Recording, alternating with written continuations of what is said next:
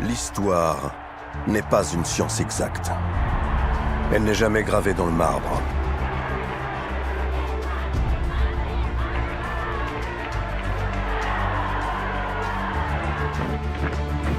Au fil du temps, la connaissance du passé s'affine et évolue.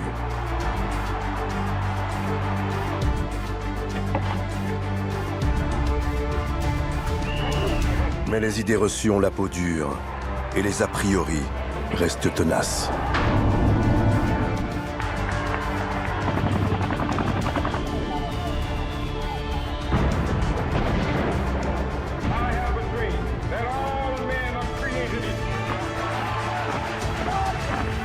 Pour saisir les vérités du monde, il faut parfois bousculer les certitudes et décrypter les faits en proposant un autre regard.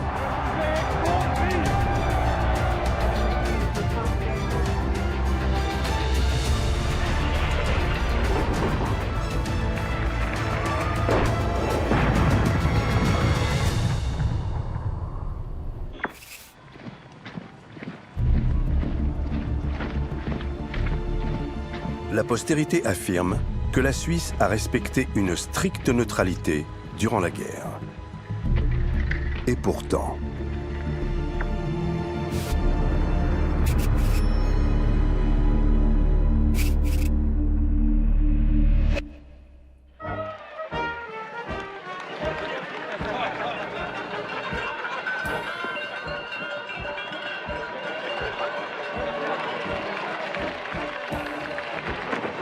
« 23 août 1939. L'Europe est tétanisée par les rumeurs de guerre. Au cœur des Alpes, un petit pays de 4 millions d'habitants semble ignorer cette peur. À Zurich, les Suisses sont à la parade. Montagnards ou citadins, chaque canton a son cortège. Pour rien au monde, ils n'auraient raté l'événement de l'année. Le spectre d'un conflit dévastateur ne les atteint pas. Leur neutralité les protège. Depuis 450 ans, ils sont en paix avec tous leurs voisins. Et ils entendent bien le rester.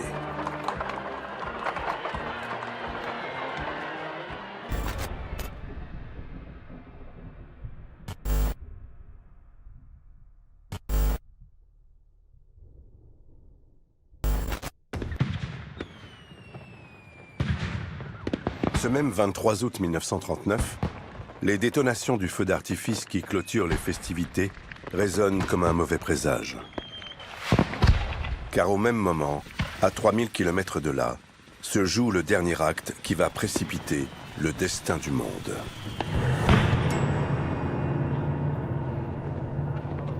À Moscou, Allemands et Soviétiques viennent de signer un pacte de non-agression. En clair, Staline laisse les mains libres à Hitler pour s'emparer de la Pologne. Si l'Allemagne frappe son voisin polonais, l'Angleterre et la France ont promis de riposter. L'embrasement général semble inéluctable.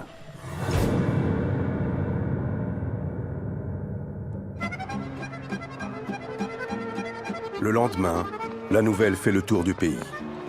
Mais la Suisse garde son calme. La grande exposition nationale ouvre ses portes à l'heure habituelle. Les confédérés s'y rendent en toute insouciance.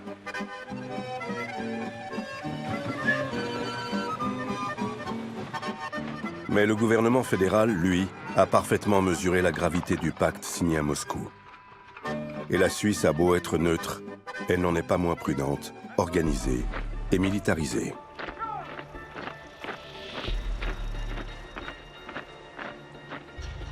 Aussitôt, les frontières sont placées sous contrôle militaire.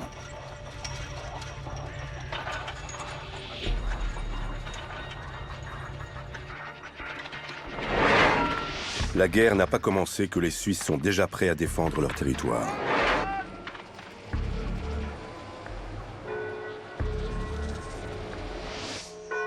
À situation exceptionnelle, vote exceptionnel.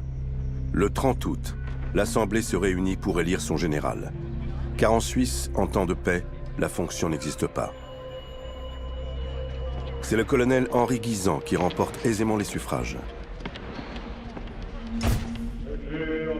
protéger et de défendre de toutes mes forces, et au péril de ma vie, l'honneur, l'indépendance et la neutralité de la patrie. Je le jure.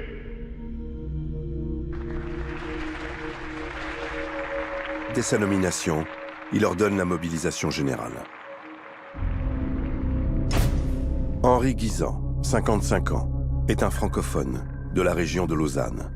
Inconnu du grand public, la guerre va en faire une légende nationale. 2 jours après son élection, le 1er septembre 1939, Hitler envahit la Pologne. La Luftwaffe a la maîtrise du ciel, d'autant que la riposte des Alliés se fait attendre. Les heures passent et toujours rien. Français et Britanniques se concertent.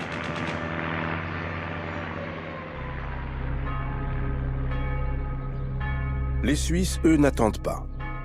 La mobilisation générale est immédiate, organisée, rapide et efficace. Chacun rejoint son poste dans la bonne humeur.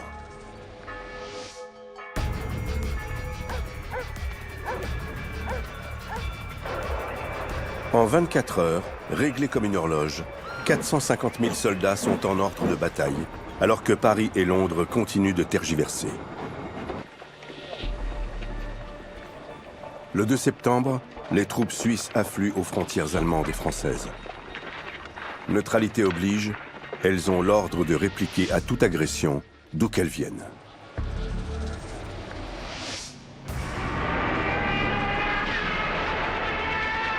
Pendant ce temps, l'armée allemande anéantit la Pologne sous le feu roulant de ses panzers et de ses bombardiers.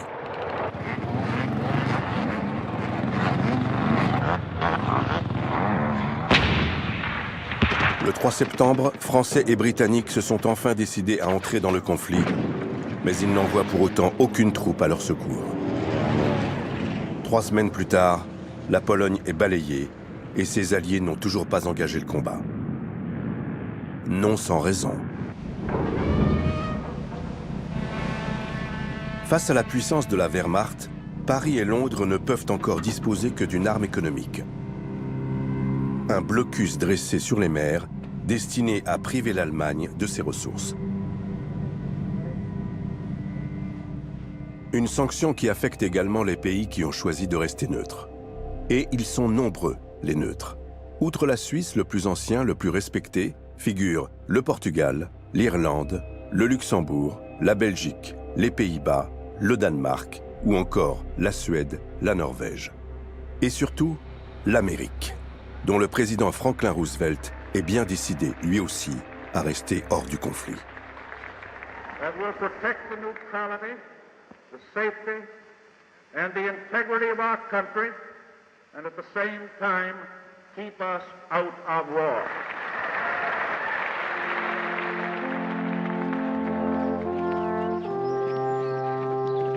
Les Suisses non plus ne veulent pas faire la guerre. Pourtant, tous les hommes valides sont sous les drapeaux. Mais depuis la défaite de la Pologne, les canons se sont tus. Sur le front, il n'y a ni mouvement, ni combat. Alors le patronat suisse s'impatiente. Ces soldats oisifs constituent sa main-d'œuvre. Il est grand temps qu'il retourne au travail. Compréhensif, le général Guisan accorde une démobilisation partielle. La Suisse doit produire, il en va de sa prospérité. Aussitôt, l'industrie helvétique repart à un train d'enfer. À l'exportation, sa production est particulièrement recherchée. Ses produits de précision, de niche technologique à haute valeur ajoutée, sont le fruit du savoir-faire de ses ingénieurs et de ses ouvriers hautement qualifiés. L'horlogerie suisse, par exemple, ne se contente plus de fabriquer des coucous. Avec la guerre, elle se met à produire les meilleurs détonateurs du marché.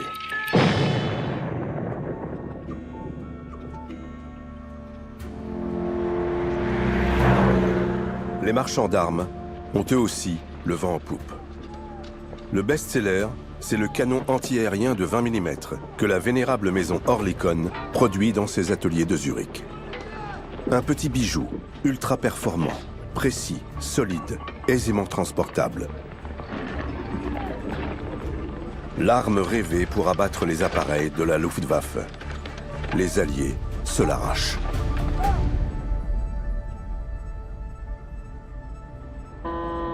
Mais la Suisse a un talon d'Achille. Pour faire tourner ses usines, elle dépend du charbon qui vient à 80% d'Allemagne. Autant dire qu'elle veille à ne pas se fâcher avec son puissant voisin. Ironie de l'histoire, c'est grâce au charbon de leurs adversaires que Français et Britanniques s'équipent de canons flambant neufs. Otto Kocher, l'ambassadeur du Reich à Berne, bougonne. Il rapporte à Berlin que l'industrie suisse tourne à plein régime au profit de la France et du Royaume-Uni. Mais c'est juste un zeste de mauvaise humeur.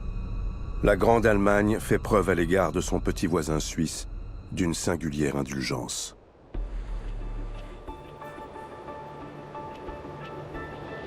Il est vrai que la Confédération rend au Reich des services qu'aucun autre pays ne peut lui rendre. Elle lui fournit sa monnaie, le franc suisse, la seule devise convertible à sa disposition pour acheter des ressources qui lui font défaut. Et notamment le fer suédois ou le tungstène espagnol, indispensable à la fabrication de ses armes de guerre. Pour l'Allemagne nazie, disposer du franc suisse en quantité suffisante est une nécessité vitale. Sans lui, ses usines d'armement s'arrêtent net.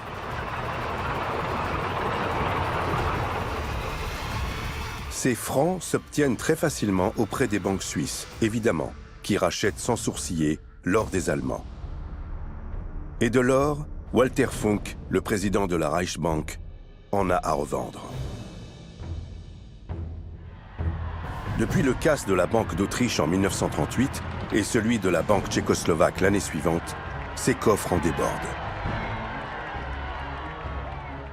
Les Allemands sont sereins. Tant que les Suisses achètent leur or, ils peuvent continuer à faire la guerre à grands frais.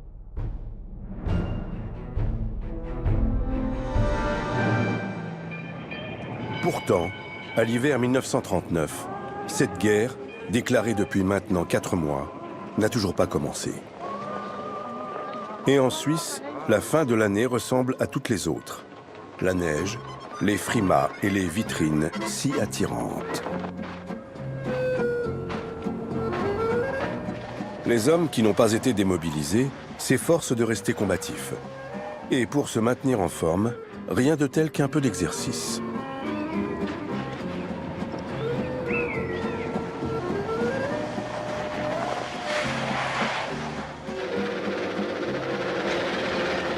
La veille de Noël, une compagnie reçoit la visite surprise du général Guisan en personne. Quelques cadeaux et quelques sourires réconfortent les soldats séparés de leur famille depuis des semaines. Mais le général en chef est inquiet. Cette guerre sans combat ne lui dit rien qui vaille. Tôt ou tard, les Allemands frapperont. Et là, son pays sera en grand danger. Pour envahir la France, la Wehrmacht doit contourner l'imprenable ligne Maginot, derrière laquelle se terrent les Français. 2 chemins sont possibles, par le nord en traversant la Belgique, ou par le sud, en passant par la route de Bâle qui conduit à la France en un clin d'œil. Or, malgré le courage et la détermination de ses soldats, l'armée suisse est incapable de contenir seule les divisions des Panzers qui n'ont fait qu'une bouchée de la Pologne. Si les Allemands choisissent la route du Sud, la Suisse risque d'être engloutie à son tour en un rien de temps. Henri Guisan se rend alors en France en toute discrétion. Le train est la meilleure option pour voyager incognito.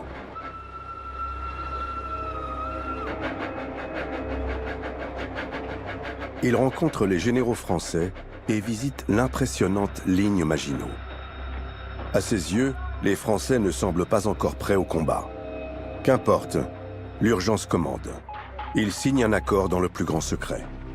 En cas d'invasion allemande, 3 divisions françaises se porteront au secours de la Suisse. Pourvu qu'Hitler n'en sache rien. Il en faut si peu au Führer pour violer la neutralité des petits pays. La preuve ne se fait pas attendre. Le 9 avril 1940, la Wehrmacht envahit le Danemark. Dans la foulée, la Luftwaffe se jette sur la Norvège, qui à son tour est submergée. L'accès au précieux fer suédois, si indispensable aux Allemands, se trouve maintenant sécurisé. La neutralité de ces deux pays n'a pas pesé bien lourd. Les Suisses sont terrifiés et ils ne sont pas au bout de leur peine.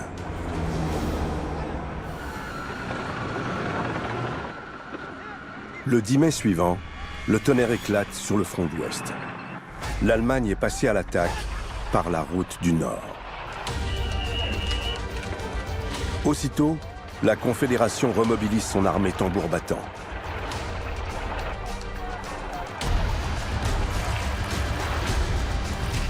Cette fois, la guerre est aux portes du pays.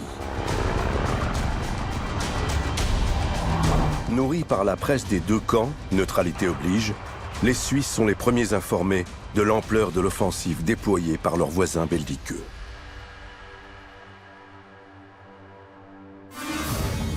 Très vite, les mauvaises nouvelles s'accumulent. Bientôt, le Luxembourg, la Belgique et la Hollande sont écrasés sous les bombes en dépit de leur neutralité. 10 jours plus tard, la Suisse est fixée. Les Allemands ont pulvérisé les défenses françaises et la ligne Maginot n'a arrêté que des illusions. Sauf miracle, la France va perdre la guerre.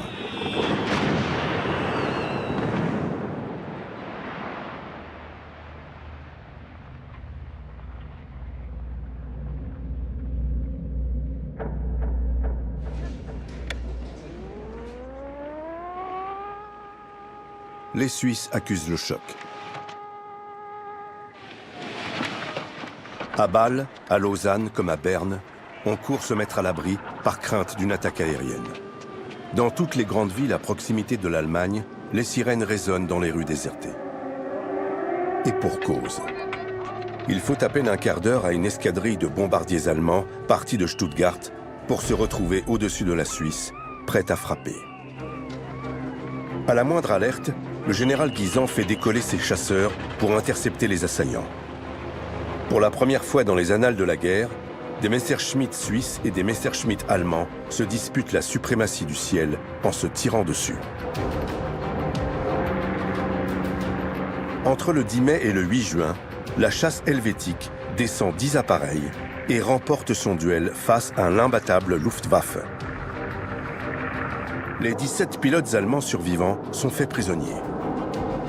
À vrai dire, les Allemands n'ont aucune intention de bombarder la Suisse. Ils souhaitent juste emprunter son espace aérien pour se rendre en France plus facilement. Il ne faudrait pas les indisposer. Le 13 juin, le général Guisan est prié par son gouvernement de retenir ses appareils au sol. Il est sommé de s'en tenir à la DCA.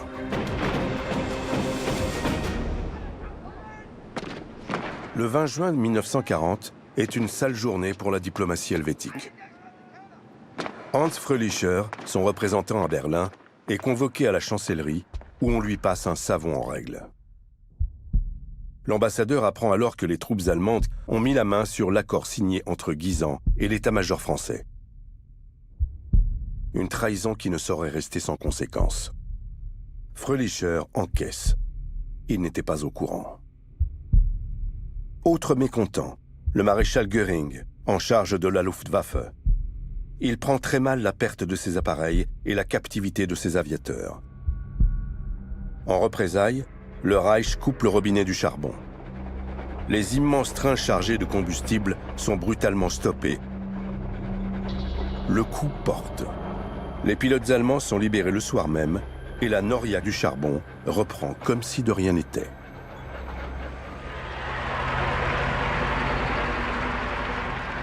Pendant ce temps, Adolf Hitler célèbre son triomphe. La France a rendu les armes et demandé l'armistice en quelques jours. Une victoire éclatante qui le fait entrer dans la légende. Le peuple allemand exulte. Le Troisième Reich est à son apogée et rien ne semble pouvoir lui résister. Pas même l'Angleterre, qui semble désormais bien seule pour affronter le monstre.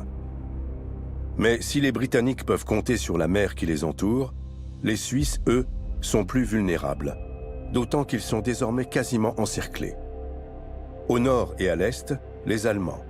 Et au sud, les Italiens qui viennent tout juste d'entrer en guerre à leur côté. La seule portion du pays à ne pas être au contact des forces de l'Axe, c'est la Trouée de Savoie, une ligne de 160 km qui longe la zone française où règne le maréchal Pétain. Les Suisses ont la sensation d'étouffer. Et le silence de leur gouvernement rajoute à leur perplexité.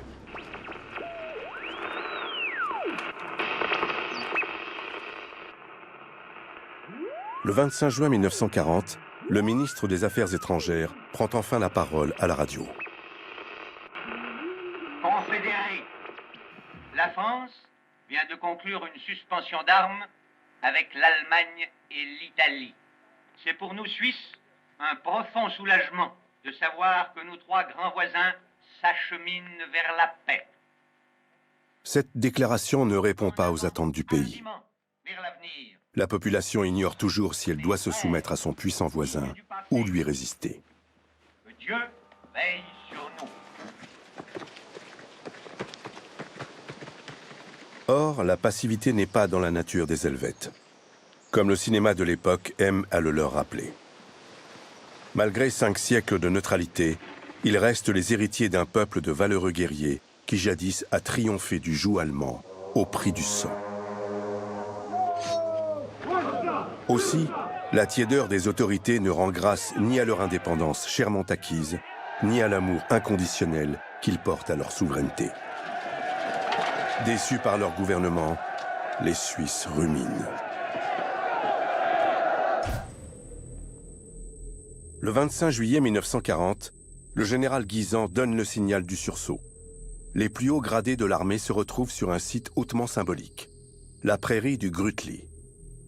Là même où, au XIIIe siècle, aurait été scellé le premier pacte des Confédérés pour s'affranchir de la tutelle germanique. Guisan ordonne à ses hommes de se battre jusqu'à la mort. C'est l'ordre que tout le monde attendait. Le général leur dévoile alors sa nouvelle stratégie de résistance, le réduit national. Il s'agit d'édifier une ligne de fortification dans la zone la plus montagneuse du pays et d'y placer les 4/5 de l'armée. En cas d'invasion, les populations abandonneraient les riches villes industrielles du Nord pour se replier dans ce réduit défendu par leurs soldats. Cette stratégie d'abandon des zones prospères tient en une phrase. Plutôt la ruine que l'asservissement. Au 12e mois de notre service armé, l'avenir reste lourd d'inconnus. Certains se demandent, pourrions-nous résister? Poser la question n'est digne ni d'un Suisse ni d'un soldat. C'est méconnaître notre force, la qualité de notre armement. C'est ignorer la valeur naturelle de notre pays, les possibilités de résistance incomparables que nous offre notre terrain, riche en obstacles et en couverts, et nos montagnes.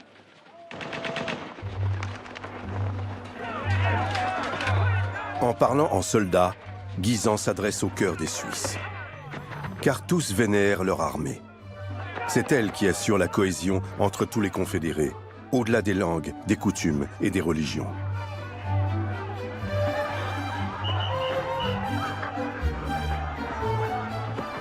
Tout Suisse, sans exception, a accompli son service militaire, ainsi que ses périodes de réserve jusqu'à 50 ans. L'armée fait partie du quotidien de chaque citoyen.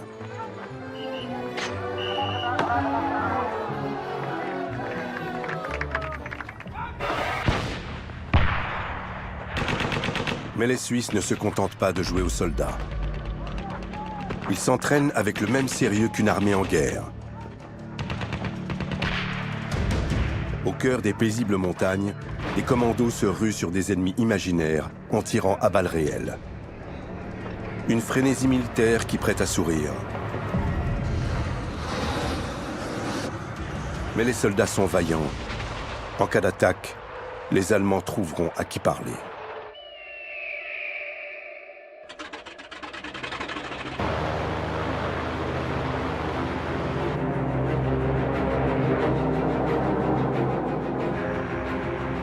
À la mi-août 1940, l'aviation allemande frappe durement l'Angleterre.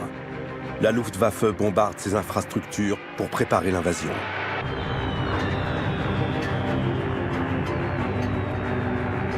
Cet été-là, les Suisses sont convoqués à Berlin. Le Reich entend faire basculer la Confédération helvétique dans son camp. Première exigence, qu'elle cesse tout commerce avec l'Angleterre. À la grande surprise des Allemands, la petite délégation helvète s'y refuse en bloc. Mais en contrepartie, elle consent des concessions bancaires, et non des moindres. L'insatiable Walter Funk peut se réjouir. L'Allemagne obtient un prêt à taux zéro d'un montant de 150 millions de francs suisses, qui atteindra 1 milliard à la fin de la guerre. C'est le milliard de la collaboration, tonneront les Anglais. La Suisse s'est acheté sa tranquillité. Une lâcheté à l'heure où la population britannique subit le feu ravageur des bombardiers allemands, de jour comme de nuit.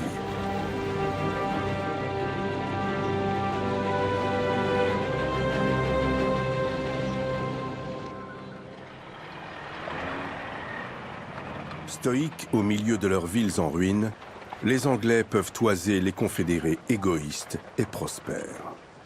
Après 2 mois de pilonnage intensif, les Allemands doivent admettre leur échec. L'Angleterre est exsangue, mais elle n'a pas plié. Il n'empêche, la supériorité militaire des nazis reste écrasante. Alors, Washington se décide à sortir de sa neutralité. We must be the great arsenal of democracy. For us, this is an emergency as serious as war itself. Aussitôt dit, aussitôt fait.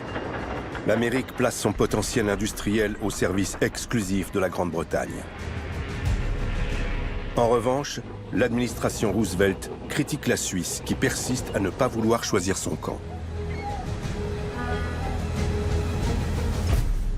Henry Morgenthau, le secrétaire d'État au Trésor, tonne contre les banques de la Confédération trop complaisantes à son goût envers le Reich. En acceptant d'échanger des devises contre de l'or volé, elle facilite son effort de guerre. Si le trafic continue, Morgenthau menace de saisir les milliards qu'elles ont placés aux États-Unis.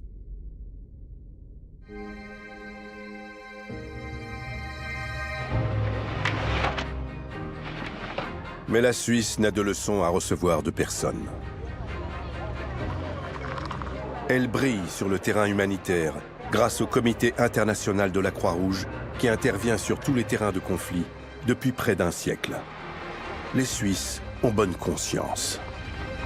Honoré du prix Nobel de la paix, bénéficiant de la neutralité de la Confédération, le CICR s'est forgé une réputation exemplaire. C'est cette neutralité qui permet à la Croix-Rouge d'intervenir dans n'importe quel pays en guerre. Y renoncer signifierait la fin de sa mission. Grâce à ses généreux donateurs suisses et à ses nombreux bénévoles, le CICR est un vibrant symbole. La Confédération, loin d'être égoïste, se montre attentive au sort des autres. Depuis Genève, la Croix-Rouge œuvre pour améliorer le sort des prisonniers de guerre sans regarder à la couleur de l'uniforme. Elle affrète des bateaux, des trains qui transportent derrière les barbelés les courriers, les nouvelles, les colis. Le CICR marque le stade suprême de l'engagement des Suisses dans le conflit. Il ne faut pas leur en demander plus.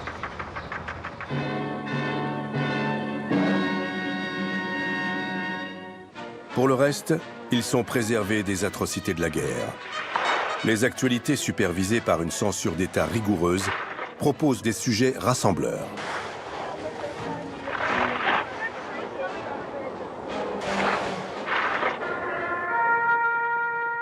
Le conflit est rarement évoqué, sauf lorsqu'il vient troubler le quotidien des confédérés. L'industrie suisse se trouve aujourd'hui devant un nouveau et grave problème. Le verre devient de plus en plus rare. C'est pourquoi Bâle, après Zurich, organise la récupération en grand. On pose les mines dans ces rainures. Une seconde planchette recouvre le tout. les reportages préfèrent mettre en valeur l'ingénieuse fabrication des crayons de couleur. Mais ce que les Helvètes adorent, ce sont les sujets consacrés au sport. Et en hiver, les pistes et les patinoires sont investis par les sportifs du monde entier. Ce sont les seuls affrontements visibles dans les cinémas suisses pendant le conflit mondial. La réalité des champs de bataille est totalement occultée. La guerre, c'est l'affaire des autres. À Gstaad, les Suisses en villégiature remplacent largement les autres étrangers retenus chez eux par la guerre. Sur les pentes neigeuses, les traîneaux montent des cohortes de skieurs.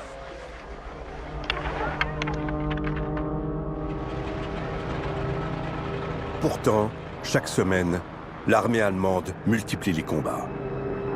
En ce mois d'avril 1941, par exemple, le bombardement de Belgrade, qui fait 17 000 morts, scandalise le monde entier.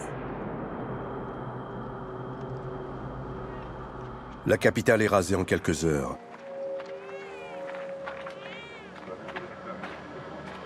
La raison ? Hitler n'a pas supporté que la Yougoslavie refuse de s'aligner sur l'Axe. Ce nouveau massacre fera la une de la presse suisse, mais aucune image ne sera diffusée.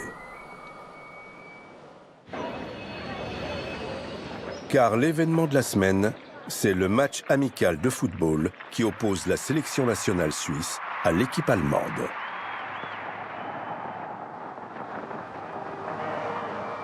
La rencontre se déroule dans le stade de Berne, archi-comble. Dans la tribune, le général Guisan est entouré par la délégation allemande conduite par Otto Kocher.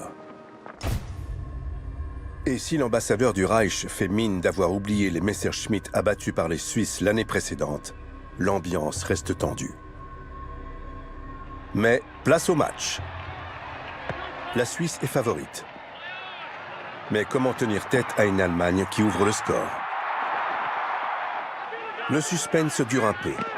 Mais les Suisses sont trop fiers pour laisser échapper le match et ils égalisent à quelques minutes de la mi-temps.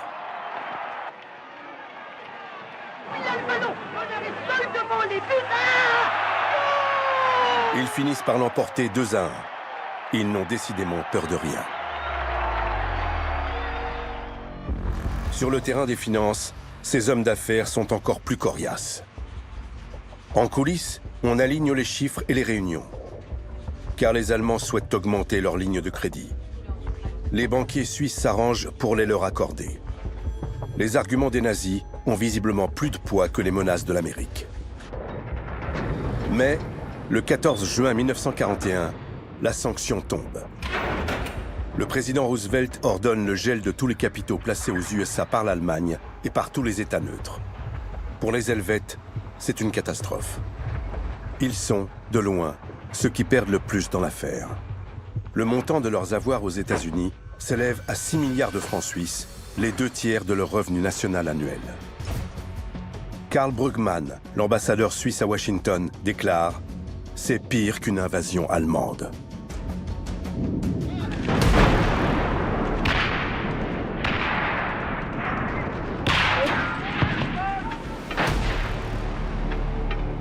Une semaine plus tard, les Allemands envahissent le territoire de l'Union soviétique, au grand soulagement des Suisses.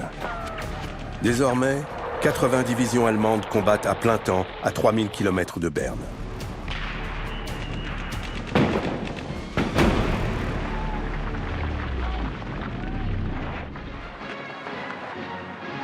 Hitler présente cette offensive comme une grande croisade contre le bolchevisme et appelle tous les Européens à rejoindre ses troupes.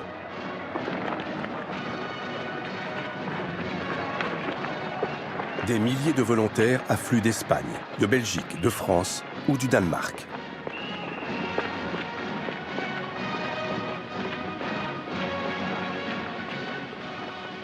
Seuls les Suisses ne s'enrôlent pas. Ils sont pourtant viscéralement anticommunistes et n'ont pas même de relations diplomatiques avec Moscou. Mais la loi fédérale est très stricte. Tout citoyen helvète qui s'engage dans une armée étrangère est passible d'une peine de prison de 5 ans. De plus, les confédérés ont mieux à faire que de mourir pour le Führer. En cet été de 1941, ils fêtent en grande pompe le 650e anniversaire de la Confédération. Au Grutli, évidemment, dans la montagne qui est si belle. Loin du monde, mais tous ensemble. Ils n'ont que faire du jugement des autres. Ils se suffisent à eux-mêmes. Les Suisses commémorent les guerres du passé, mais refusent de s'engager dans celles du présent.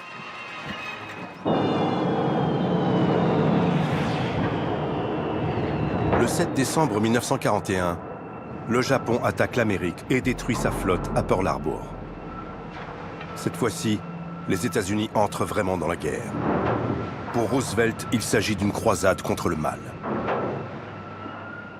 Désormais soumis au décret de l'oncle Sam, les neutres vont devoir choisir leur camp, celui des démocraties ou celui des dictatures.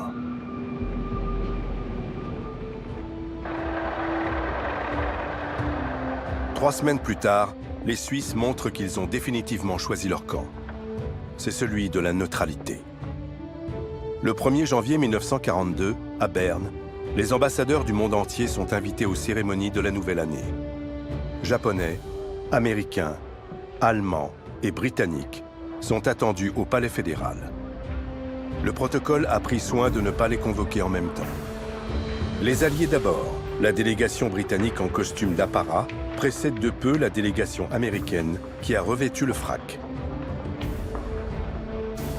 Et c'est maintenant le camp d'en face qui entre en piste. D'abord les Japonais, puis les Allemands, conduits par l'inamovible Otto Köhrer, qui ont l'insigne honneur de clore cette charmante après-midi typiquement suisse.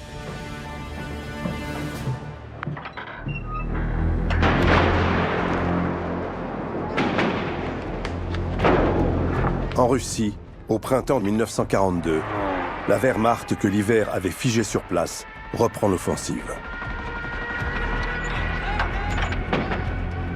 Elle est plus résolue que jamais à anéantir l'armée rouge. En marge des combats, les nazis foulent aux pieds toutes les lois de la guerre. Ainsi, les soldats russes capturés, quand ils ne sont pas exécutés, sont expédiés en Allemagne pour faire tourner les usines. Privés de droits, mal nourris et surexploités, ces esclaves modernes sont une aubaine pour les industriels. Les entreprises suisses qui possèdent des filiales en Allemagne y recourent sans complexe. C'est le cas de Braun Boveri, connu pour ses machines électriques et ses turbines pour locomotives. Sa succursale de Mannheim emploie 15 000 personnes, dont un tiers sont des prisonniers. Tout comme Nestlé, le géant de l'agroalimentaire, qui utilise de la main-d'œuvre servile pour fabriquer son café instantané. Idem pour son concurrent Maggi, dont les soupes lyophilisées sont également produites en partie par des esclaves. C'est aussi le cas d'Hoffmann-La Roche, le géant de l'industrie pharmaceutique, et de près d'1 millier d'autres entreprises suisses. Cette main-d'œuvre à bas coût permet de compenser les rigueurs de l'économie de guerre. Les affaires sont les affaires.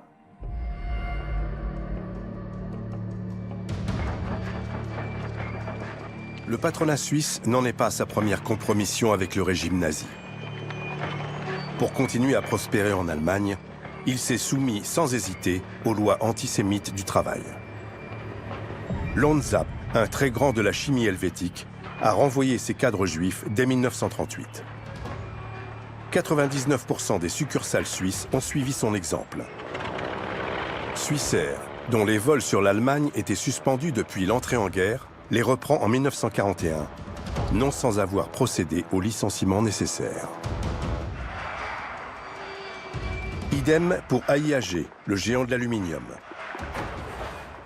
Max Huber, le président de son conseil d'administration, l'assume et le revendique. En 1942, il écrit dans un document interne « Il va de soi qu'une entreprise qui déploie son activité économique dans un pays dont l'État l'accepte et lui accorde la protection de son droit doit être absolument loyale vis-à-vis de lui et s'y insérer sans réticence. » Le même Max Huber préside alors le Comité international de la Croix-Rouge. Il est l'une des plus hautes autorités morales du pays. sous le signe de la Croix-Rouge, une aide impartiale et désintéressée et prêtée à tous, et devient par conséquent le point de départ d'une aide universelle à toutes les victimes de la guerre. Double casquette, double discours. En Max Huber se confondent les deux visages de la Suisse, humanitaire et affairiste. Vouloir la paix, certes, mais sans transiger sur les profits. Ironie de l'histoire, Max Huber recevra au nom de la Croix-Rouge le prix Nobel de la paix en 1945. Les éminents membres de l'Académie n'ont visiblement pas examiné son CV. Ils y auraient appris qu'Huber est également le président du conseil d'administration d'Oerlikon, le très prospère marchand de canons qui a fait fortune en vendant autant aux Alliés qu'aux nazis. La neutralité est un moyen commode de faire de bonnes affaires avec tout le monde. Ainsi, Maggi vend des quantités industrielles de soupe aux soldats allemands sur le front de l'Est. Nestlé, lui, privilégie sa clientèle américaine en composant le petit déjeuner des GIs. Une tasse de café accompagnée d'une tablette de chocolat. 2 produits phares, 2 jackpots. Et pour se refaire rapidement une santé, le Feldgros avale ses capsules de vitamine C signées Hoffmann-La Roche. La guerre peut durer encore longtemps.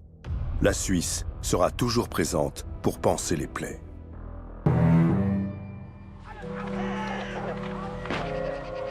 À l'été 1942, les rafles des Juifs se généralisent partout en Europe, et notamment en France. Menacés de déportation, plusieurs milliers d'entre eux se présentent aux postes frontières de la Troue et de Savoie. Or, depuis septembre 1939, la Suisse a fermé ses frontières aux étrangers. Ceux qui parviennent à entrer clandestinement sont pourchassés et expulsés du territoire. Lors de ce même été, les premières rumeurs sur le sort terrible que les nazis réservent aux Juifs parviennent en Suisse. Les églises s'émeuvent et mobilisent l'opinion. Sous la pression, les autorités acceptent d'accueillir 22 000 Juifs. On estime néanmoins que plus de 3 200 autres ont été précipités dans les griffes des Allemands.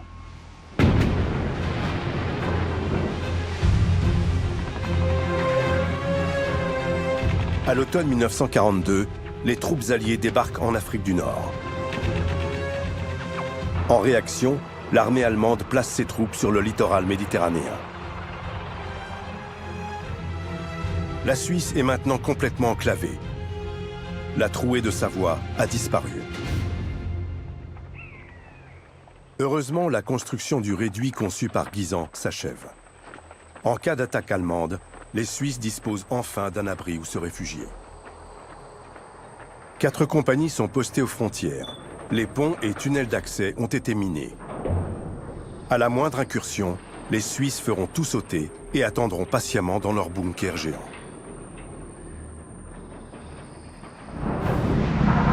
La prise de l'Afrique du Nord par les Anglo-Américains est suivie par la défaite retentissante des Allemands à Stalingrad. Désormais, la Wehrmacht recule sur tous les fronts. À l'Est, le nouvel élan des Soviétiques la repousse inexorablement vers ses positions de départ. Et à l'été 1943, les Alliés débarquent au sud de l'Italie. Là, ils se heurtent à une résistance acharnée et perdent des milliers d'hommes. L'état-major américain fulmine et accuse. Si les Allemands sont aussi tenaces, c'est que la Suisse les soutient.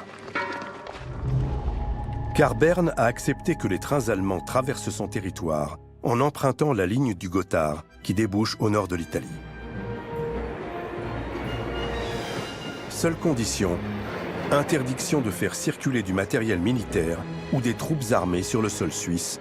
Neutralité oblige. Mais pour les vivres, l'essence, le charbon et la logistique en général, pas de restrictions.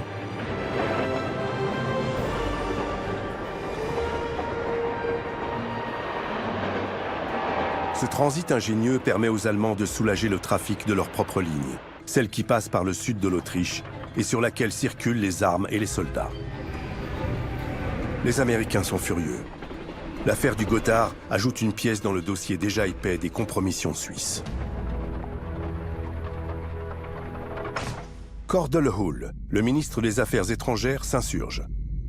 Les États-Unis ne supportent plus de subir des pertes humaines et des dépenses gigantesques pour le seul profit des hommes d'affaires suisses pleurant misère sur leur stock d'1 an de charbon allemand.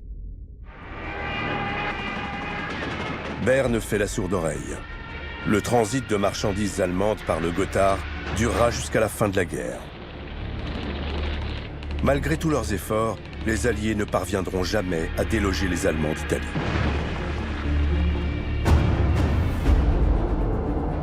Après leur débarquement en Normandie en juin 1944, les Anglo-Américains filent en direction du Reich. Les bombardiers américains traversent le ciel de la Confédération helvétique avant d'aller déverser des tonnes de bombes sur l'Allemagne. Mais contrairement à 1940, Guisan garde ses aviateurs au chaud et la DCA suisse reste muette pour ne pas alourdir le contentieux avec Washington.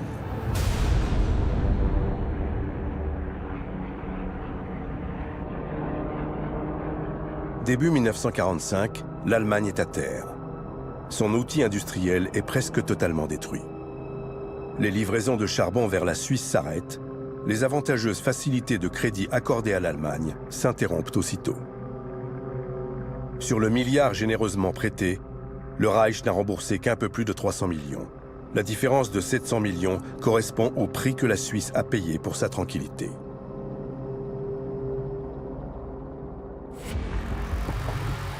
Mais les Helvètes peuvent encore se nourrir sur la bête. Depuis le début des hostilités, beaucoup d'avoirs allemands ont été discrètement placés sur des comptes numérotés. Seuls les banquiers connaissent l'identité de leurs détenteurs. Il y en a pour une fortune. Et les Américains, bien informés, comptent mettre la main sur le pactole.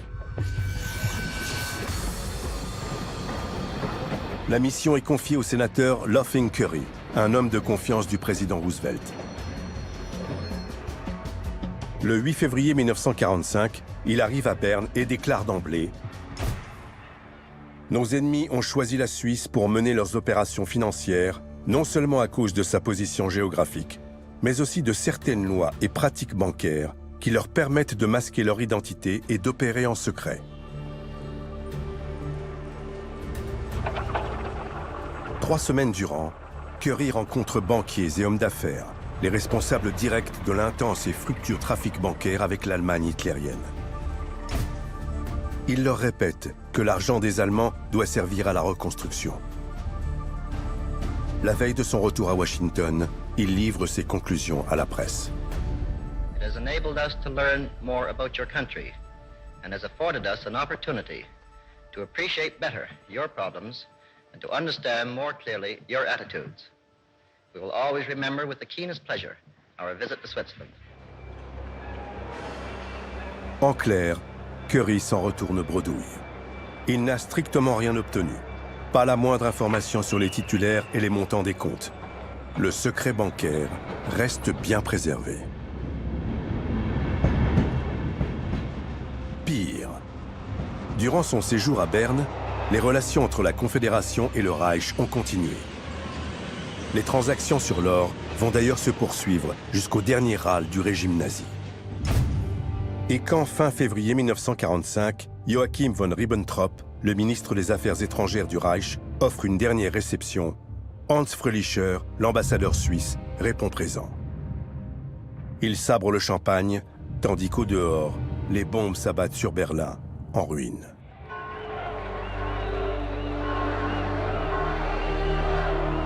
Le 8 mai 1945, la guerre prend fin. Pour l'occasion, les Suisses s'autorisent à sortir des obligations de leur neutralité en affichant leurs préférences. Ils tiennent à montrer au monde qu'ils ont toujours soutenu le camp des vainqueurs. Mais les États-Unis n'ont pas la mémoire courte. Très vite, ils accablent la Suisse pour avoir entretenu d'étroites relations avec le Reich hitlérien jusqu'au bout. Washington la met au banc des nations et refuse qu'elle entre à l'ONU. Le 20 août 1945, le général Henri Guisan remet son commandement, mission accomplie.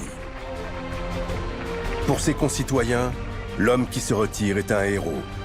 le sauveur qui a empêché les Allemands d'envahir le pays.